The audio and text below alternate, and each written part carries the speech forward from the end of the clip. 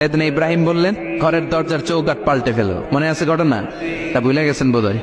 তালাক দিয়ে দিলেন বিবিকে, নতুন সংসার শুরু হলো। আরেকটা বংশীয় নেককার মেয়েকে বিয়ে করলেন। 3 বছর পর সাইয়েদনা ইব্রাহিম আবার বেড়াতে আসলেন। আজকেও সাইয়েদনা ইসমাইল বাসায় নাই। সাইয়েদনা ইব্রাহিম সালাম দিলেন, আসসালামু আলাইক।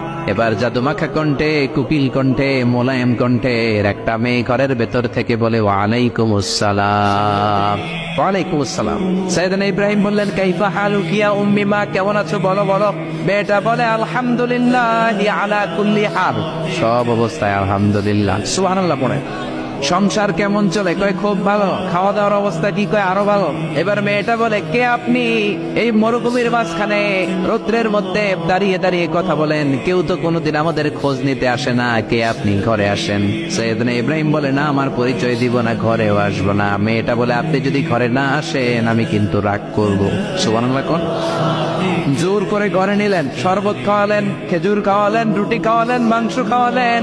সাইয়েদনা ইব্রাহিম চোখের পানি ছেড়ে দোয়া করলেন, ও মিয়া, এটাও মাইয়া, আগেরটাও। বেশ কো আসরা নাই। সাইয়েদনা ইব্রাহিম মাথায় হাত বুলিয়ে দিয়ে দোয়া করলেন আর বললেন, ইদা জা যাওজুকা মিনাল গাবা, তোমার স্বামী যখন বন থেকে ফিরে আসবে, ফাকরাই আলাইহিস সালাম, তোমার স্বামীর একটা সালাম দিবা। ওয়া মুরিহি আন ইউসবিতা আতাবাতা বাবিহি, আর বলবা ঘরের দরজার নতুন চৌকাঠ যেন জীবনেও না পাল্টায়। চলে গেলেন। ইসমাইল আসলেন। বিবি বলল, নুরানি চেহারা এক আল্লাহর ওলির মতো মুরব্বী লোক আসছিল। মুরব্বী আসছে শুনে ইসমাইল তো ভয় পেয়ে গেলেন। কিরে, আগে তো একটা ঘটনা ঘটছে, ঠিক কিনা? কেমন আচরণ করেছিস বল। বিবি বলে, আপনি ভয় পাবেন না, আমি খুব ভালো আচরণ করেছি, আপ্যায়ন করেছি। তিনিও খুশি হয়ে আমার মাথায় হাত বুলিয়ে দোয়া করে দিয়েছেন আর বলেছেন, ঘরের দরজার নতুন চৌকাঠ যেন জীবনেও আপনি না পাল্টান। সুবহানাল্লাহ। সাইয়েদনা ইসমাইল বিবিকে জড়িয়ে ধরলেন। বিবিকে জড়িয়ে ধরে বললেন, ও বিবি, তুই তো পরীক্ষায় গোল্ডেন এ প্লাস।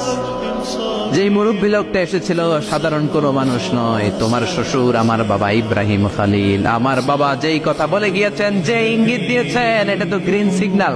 আমার বাবা বলেছেন, তোমার যেন কোনোদিন তালাক না দেই, তোমার যেন ছেড়ে না দেই। এই যে তোমার হাতটা দুনিয়ার বুকে ধরলাম, জান্নাতে যেন তোমার হাত ধরে এই দুজনে জান্নাতে ঢুকে যায়। এজন্য বাবা মায়ের দোয়ার দরকার আছে না নাই?